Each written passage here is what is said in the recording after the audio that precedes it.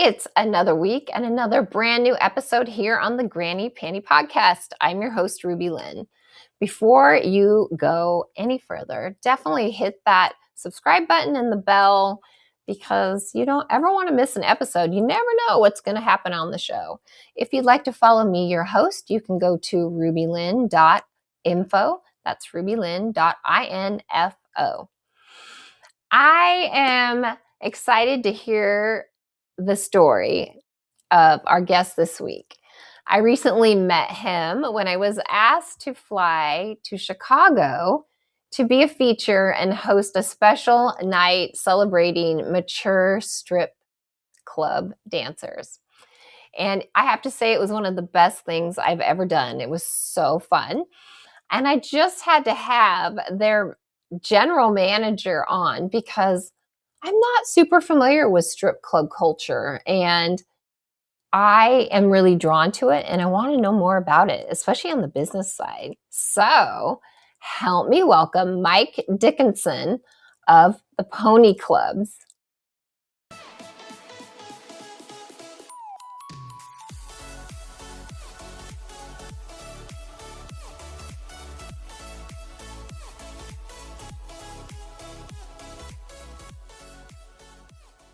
Mike, I am so excited to be able to sit down and chat with you and find out more. So welcome to the Granny Panty Podcast. Awesome. Well, I'm happy to be here. So this is a good time since we saw each other at Admiral last month.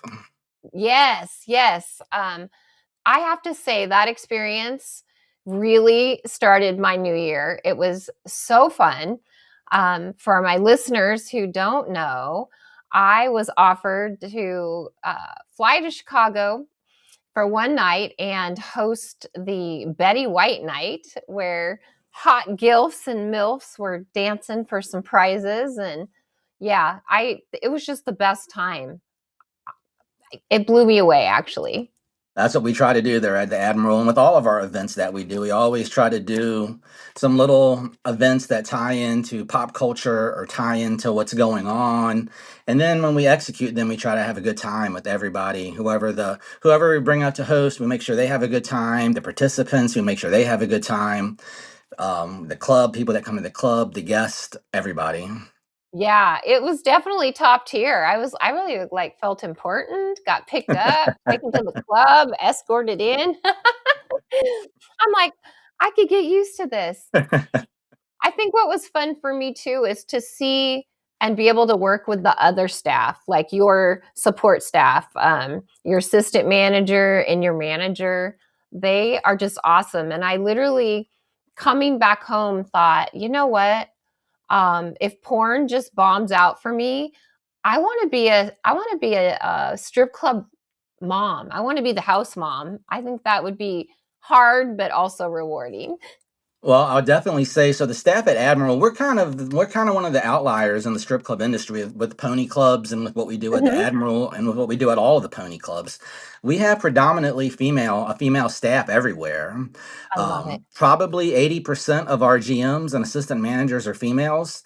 It's nothing we purposely try to do. It's just they're usually better at doing everything and being able to handle the clubs and handle the entertainers and handle the guests and Yeah. execute.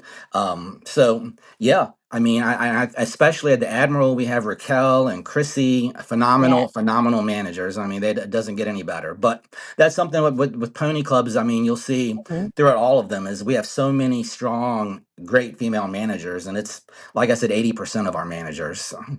I definitely noticed that. It was amazing because I haven't been in the strip club culture, much in my life. I think I've been on stage a couple times, but not really lived it day in, day out. So I can tell that they love their job. And yeah, everybody was so kind. Even the dancers, I was able to chat with them and kind of learn their story. And yeah, I'm drawn to that environment, definitely. And that's cool too, because so at any club, when you're building a club and putting a team together, everybody reflects off of the vibe that it comes down from the owner to Mhm. me, to Raquel, to the dancers, if everyone's having a good time and really is passionate about what they do and they love what they do, Yeah. making the club great, it reflects on everybody. It's Yeah. kind of what the way that everybody feels. Yeah. Yeah. I just can't say enough. So tell me, let's start off. How did Mike get involved in strip club management? Because I think you mentioned briefly when I was in Chicago, you managed like 15 clubs. Yeah, I Holy currently run. moly. Yeah, I currently run about 15 clubs for Pony and my boss, Jerry Westland.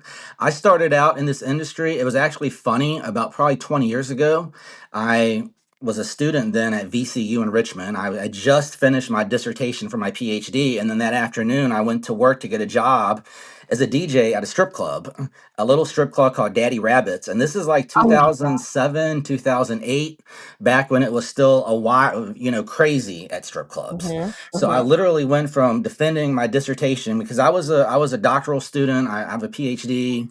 I was in college for a long time after I graduated high school. And then during my time in college, I saw that I really liked business and Mhm. operating business and navigating the government, but also executing like big events and parties.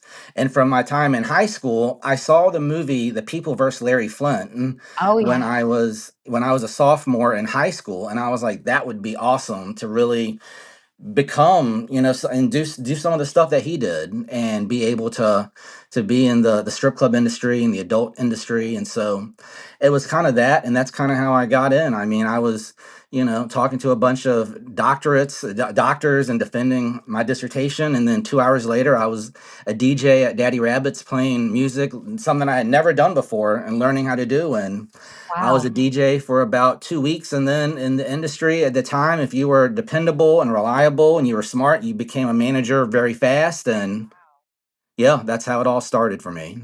Wow. Yeah. And so what was your degree in business or?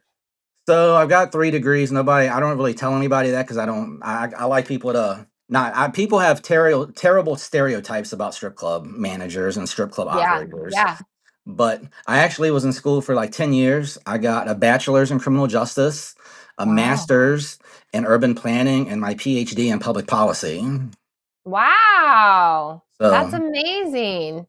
yeah, I don't really tell Yes. people that. So that's an exclusive, and not a lot of people know that. You heard it right here on the Granny Penny podcast. With the,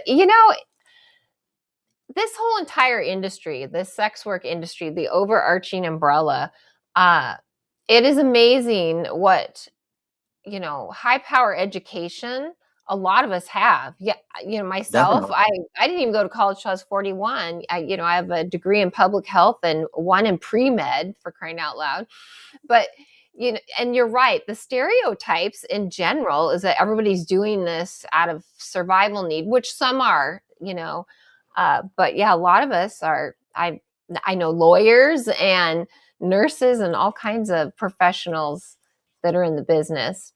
Yeah, people think of people in my position and other strip club managers that we're walking around having a good old time, slapping the girls on the butts and, Mhm. just having a great big old party every day. And it's really not like that. It takes a lot of work, and it takes a strong team and a strong commitment to want to do the right thing and to be successful. Yeah, yeah.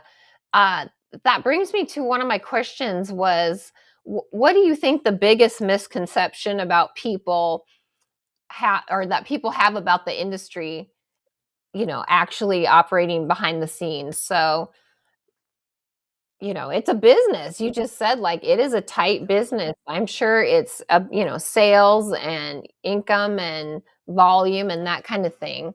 So, It's what would you say? sales.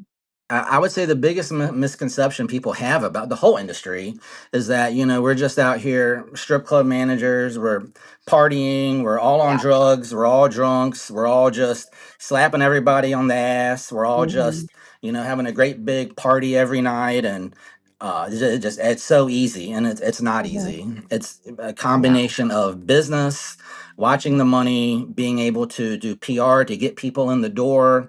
And that's a big challenge in 2026, is doing things that people care about or that get their attention, because it's Mhm. not just like the old days 20 years ago. 20 years ago when I started, you could just Mhm. open the door and throw on the music and have cold beer and people just came, like they came to the club. And these days Right. there's so much else you're competing with that Oh. you've really got to have traction and really good promotions, and you've got to Mhm. really think about the things you do to get people to say, wow, the Admiral, that's something really cool. Oh, the Betty White contest, that's really cool. Or Mhm. any of the things that we do. And it takes a lot of work to execute these, and also find good people. you know Mhm. um, you can't just put an ad in the paper or online, strip club manager wanted, because you're going to get a lot of people who, they want to come for the wrong reasons. They want to come because they think, oh, this will be great, I'll be able to find a girlfriend, I'll be able to date all the dancers. And you got to find people that are motivated and Mhm. driven and have some and talented. And Mhm. luckily, I mean, we've been able to be real successful with all of our clubs, finding key people that have that, and Mhm. they have some kind of motivation, that see it more than just, oh, I'm managing a strip club. They really want Right. to do something with their lives, and they're all, Mhm. heavily motivated. So those are some of the biggest hurdles and some of the biggest misconceptions, I think. And people think that, oh, it's just so easy, anyone can do it, and it's not. I You yeah, know. I would never think it was easy. There's a lot of personalities and lives in turmoil, just with the Mhm. staff. What do you think, since you're in management and you've seen a lot, I'm sure you can't unsee some things, but Mhm. what separates dancers who truly thrive financially and those who struggle? Obviously, there must be a few key things that you'll pick up when they come to do their audition. The What ones who separates are them? the ones who are fearless, and can come into it and just talk to anybody, Mhm. that's one of the biggest things. Is it doesn't matter if you're 20 and beautiful, or if you're 40 and beautiful, or if you're 60 and beautiful.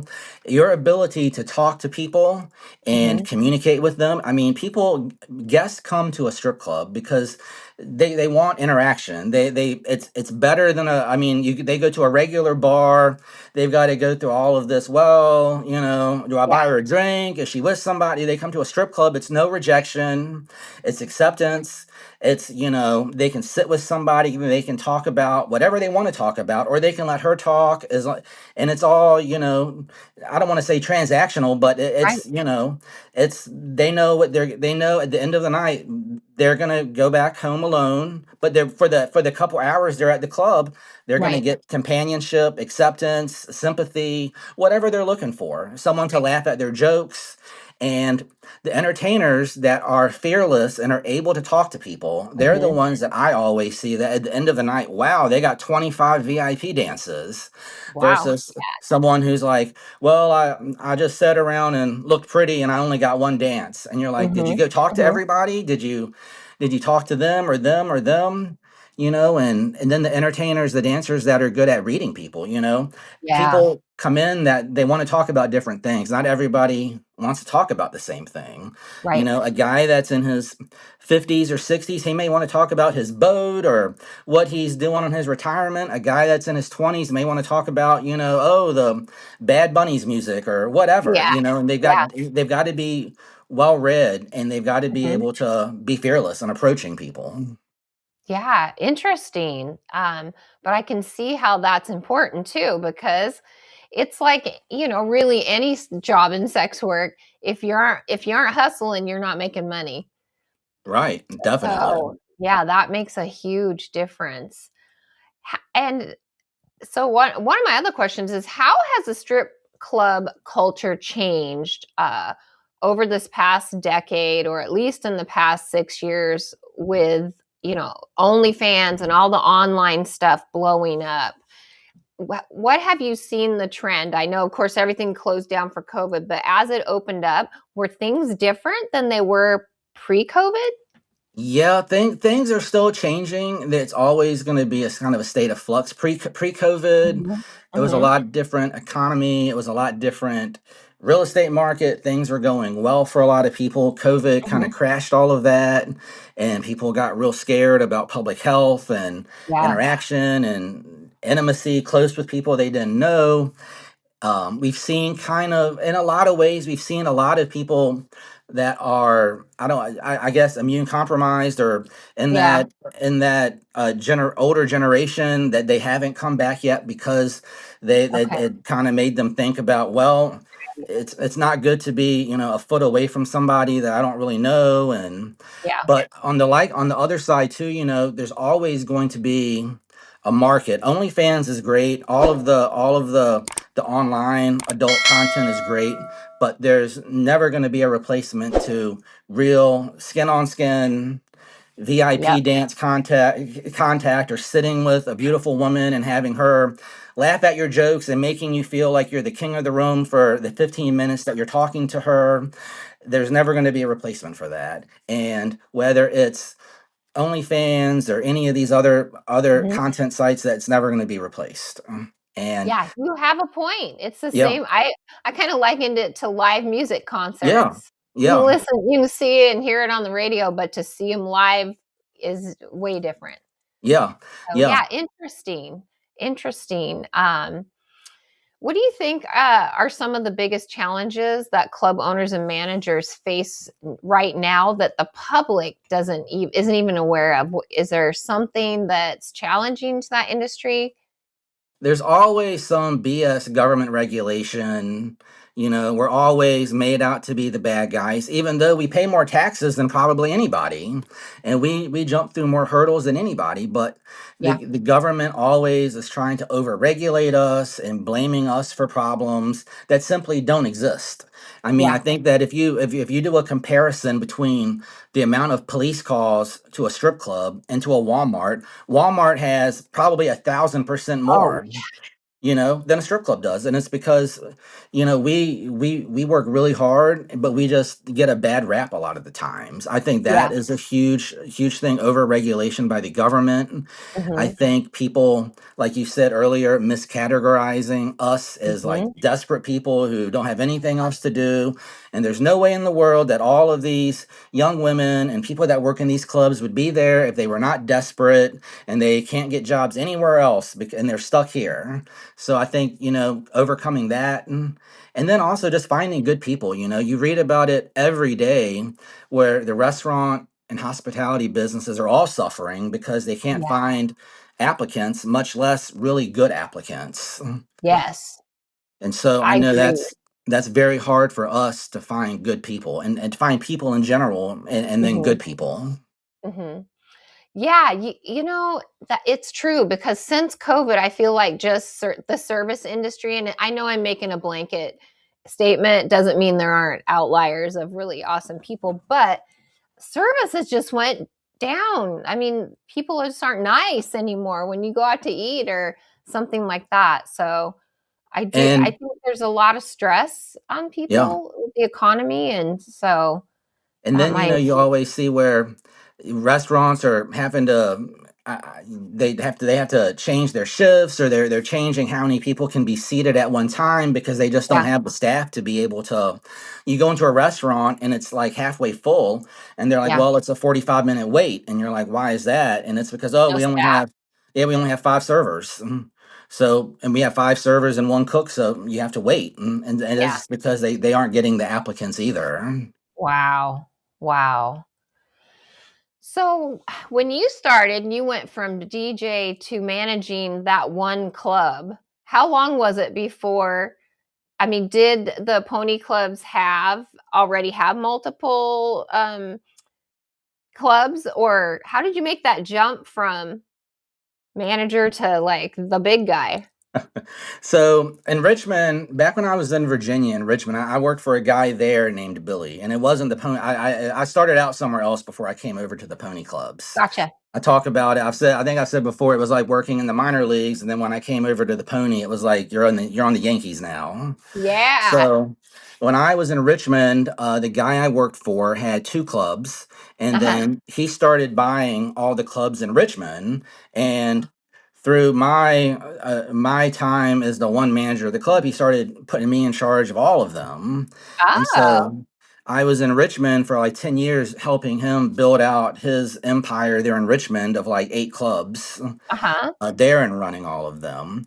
Then right before the pandemic, I got a call from Jerry because we had done some events in Richmond that got a lot of attention, Mhm. national attention. They were in like Rolling Stone and talked about. I've Wow. always liked doing these things that get attention and turning that attention into good marketing and press for the club and getting people to free advertising, is what Yeah. I've always liked. And through doing that, I got Jerry's attention and I went and met with Jerry. And then he was like, well, I've got a club I'm getting ready to buy in Johnson City, Tennessee. And I'm going to be working on a whole bunch of other clubs. I don't have them ready yet, but if you're willing to come to Johnson City for a year, then after that year's over, I'll have everything Wow. rolling for more stuff. And so that was right after the pandemic ended. Mhm. And I went to Johnson City. I was there for exactly a year. And then then everything else started just exploding. We had Knoxville and Chattanooga and Lexington and Wow. Chicago and Clark. I mean, it's been nonstop ever since. That is crazy. So you are based in Tennessee now. Yeah, I live just south of Knoxville. And And are most of the clubs then they're all around that kind of Midwest-ish yeah, for South? the most Yeah. part. I mean, it's like Tennessee, Georgia, West Virginia, Ohio, Missouri, Oklahoma. I mean, Wow. and if we're not there, we're probably working on something there. So Wow. yeah, I mean, I love my house, but I'm not home very often. So I was gonna say, unfortunately, well, and so it sounds like most of these clubs were all acquired in the last 5-ish years or so. yeah, yeah, you Yeah, know, that's and it's fast growth.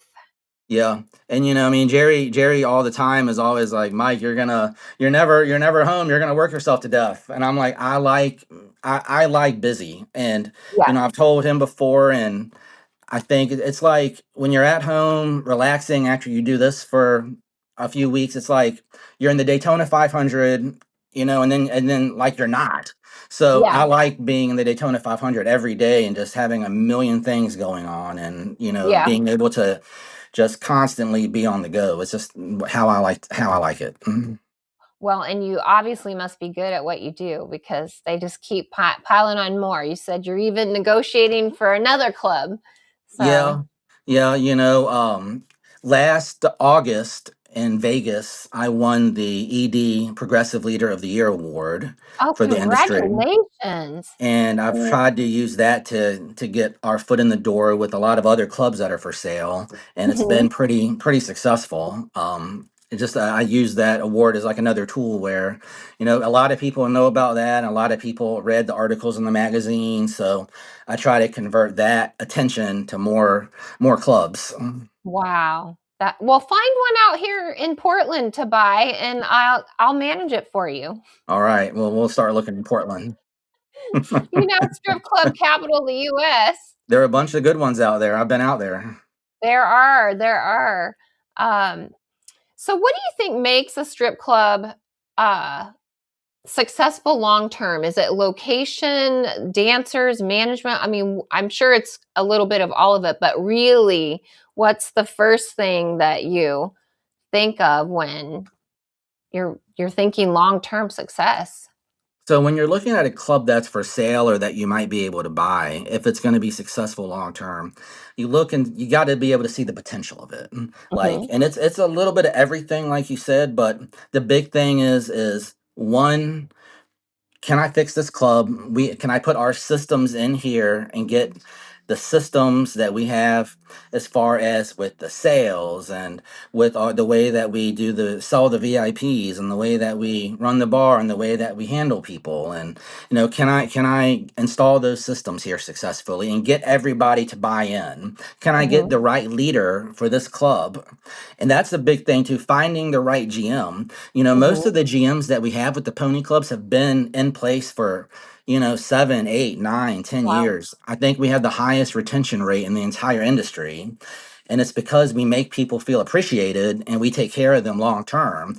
But that in turn, when you find the right leader for the club, that ensures long term success more than anything. Finding the Mhm. right GM and she or he getting everybody on the team to buy into the vision, Right. you know. Right. And that's what I tell everybody whenever we take over a club or start a new club.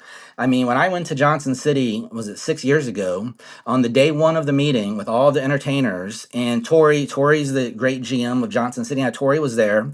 I told them all on day one, like the first meeting ever, that we're not just some little hole in the wall. We're going to do Mhm. big things that matter, and Mhm.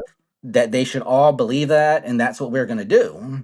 And Mhm. setting like that kind of a tone early, so people know that, Mhm. hey, we're not just some little box, hole in the wall. No one's ever. We're going to do some big things, and if you want to be on the team and you want to do big things, this is the place to be. So follow us, and we'll take you to where you want to go. And that, to me, finding the right leader for the club is probably the most overall important thing. Yeah, that makes a lot of sense. For sure. Because I can think of all the corporate jobs I've had with a really crappy boss, and you don't want to go in every day and give Right, it your 1,000% and see it grow for them. But right. yeah, I at the Admiral, it totally felt like a family. And Like, that's what we and do. Yeah. the thing I liked, I've been in strip clubs mostly out here. Sometimes you walk in, you're not even really sure what you're supposed to do. Like, is there a bar? You don't know it's just kind of all jumbled. And definitely that club, I knew exactly what the deal was. So that was so nice, and the staff is very helpful. Um, if somebody's thinking about becoming a dancer, somebody might be listening out here and is like, yeah, I need to try that. What advice would you give them before they ever step into that club? One, you have to be ready to be fearless. You have to be Yep. ready, and it's getting on stage and Hmm. taking off your clothes. It's a big leap, but it's also a big leap to be able to go up to people who you on the surface might not have anything in common with, and being Hmm. able to connect with them one on one on a level where, one, they really like you or feel comfortable talking to you, and then giving you money to talk to them, Right. and being able to connect with them. So, and it's and look, I deal with a lot of different dancers that are some brand new, some that Hmm. have been in the industry forever, and the ones that are really really fearless like that are the most successful ones. Get over your shyness, and we tell everybody when they go on stage to audition, look, that part, I get it. That's why it's scary. I could never do that, and of course. But, I get why that part's scary, but Yeah. ultimately in the strip club, all of the managers they've seen everyone on stage before, so it's nothing they haven't seen before as far as, Right. nakedness or dancing on the pole or whatever. So don't be scared of that part, but the part to work on is being able to talk to people who you have Yeah. nothing, you look like you have nothing in common with, and being able to connect with them so that Right. they feel comfortable to give you money, because that's ultimately why you're there. That's why the guest is there, Hmm. and that's what really makes the club work. Gotcha. Gotcha.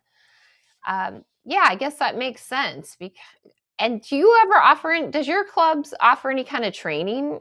So like, this is something you have to go through maybe before you even start dancing, or is it pretty much you audition and you like them, they get on the schedule?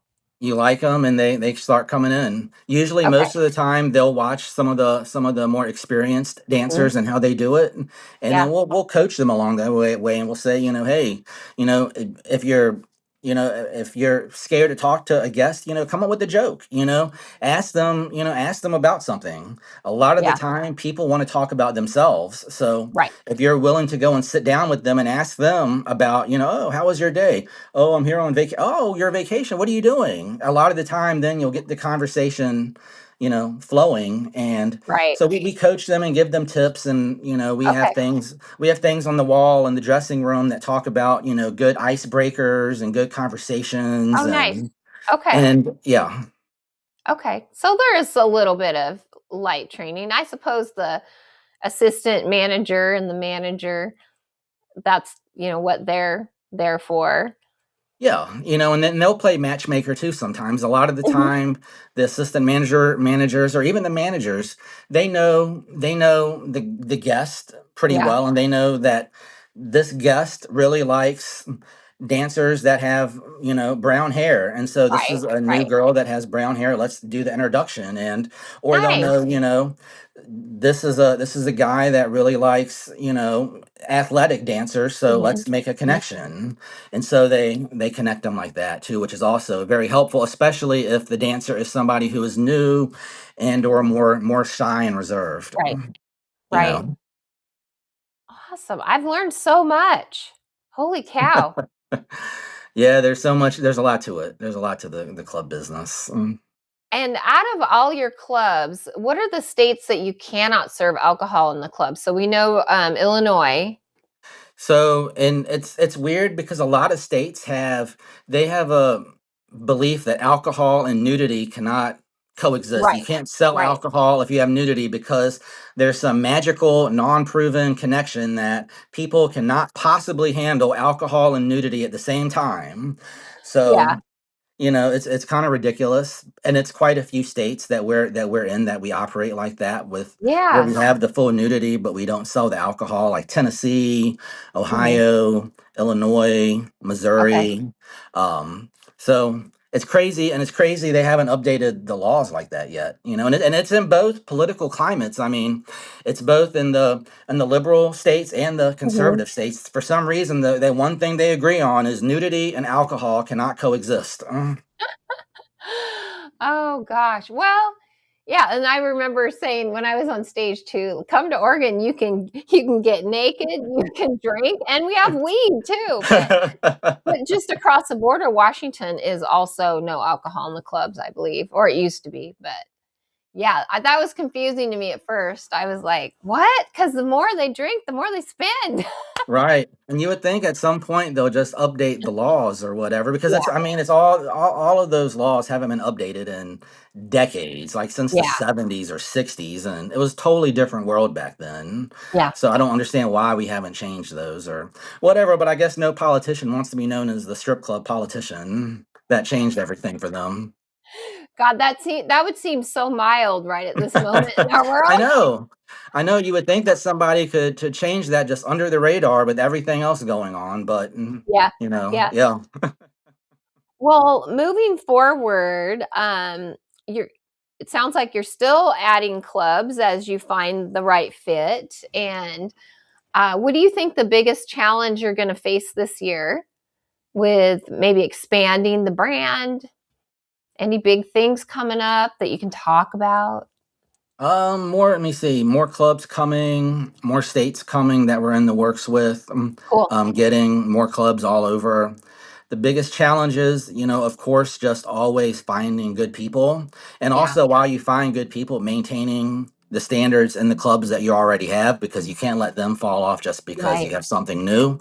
Hmm. um, Keeping people happy long term. The current superstars and that we have in the GM jobs and the assistant manager jobs, and keeping them developed. It's Yeah. we like to keep people challenged so that okay, you've become the star GM in this club. What's next for you? That's what I like to look at for Right. all of our GMs and all of our people. Like, just because you manage one club really, really well for a couple years, that doesn't necessarily mean it's the end of you. What's next for you? How much better can you be? Can we give you more projects? Are Wow. you somebody like me that just, likes to do something more, keep adding things to the plate? And I would say that's probably 99% of our GMs are people that want to do more stuff, and they want to better themselves and better their careers and better their Yeah. clubs. So finding new challenges for staff. Wow. That impresses me because not many companies are like that. They're not pushing their management to have, what's next or Right. where do you want to move around, that kind of thing. So that is really impressive. I think that's important. I think that's one thing that also sets us apart is that we always are looking for, what can how much better can they Mhm. be? How much what's next for them? How much better can their club be? How much better can we all be? Yeah, Because at the end of the day, the GMs are the cornerstone of everything. If you don't have good GMs right. that really want to do well, you're going to be screwed. I couldn't do any of the stuff that I do if it wasn't for them. Yeah, So I that's true. really have to push them and want them to be better. And I mean, my team will tell you every day I'm always trying to give them like football coach speeches about how we're gonna, dominate and how we're gonna do some great things. And I try to get them fired up so that they know that, we want to be the best. Well, I think you are the best. I mean, I yeah, my experience was amazing. And the one thing I can tell that you love what you do because I swear every picture I see, you always have a smile on your face, and I love all the picture opportunities. But I just appreciate you coming on. This was just awesome. I was like, oh my gosh, I've never had anybody that knows the strip club business. I've had strippers on, but this has been really eye opening. And hey, my plan B is like I said, I want to be the house mom. I want to be the Anytime. manager. Anytime. Come be a Get a club superstar. out here, will you? Come be a star with the pony clubs. We'll look There for you something out go. there too. Yeah. There you go. But Mike, thank you so much for taking the time. Yeah, of Shout course. out where people can find you, the clubs, if they're ever wanting to go have a great experience. You can go to admiralx.com for all the information about the world famous Admiral in Chicago. And then you can follow me on Instagram and X, where I'm always posting about the clubs at I am Mr. Mike D. Okay, awesome. And you just did a training camp, a baseball training camp? Yeah, I went down. I did this the Atlanta Braves fantasy camp for a week, and Wow. it was really awesome. You go down there and you get to play baseball with some of the great Atlanta Braves, and you get your own uniform, and you're out running around the bases, and really I something. I saw that. I was like, wow, that is a very cool thing. Yeah, I can't wait to go back again next year. I mean, it was a lot. I hadn't played baseball in 20 years, so it was pretty cool to get back out there and do it. And much less, my favorite team and around some of my favorite players I grew up watching on TV. Live your dreams. That's what I Exactly. say. Well, thank you again. And I can't wait till we chat Can't another wait. It was so much fun. time. Thanks, Mike. Thanks.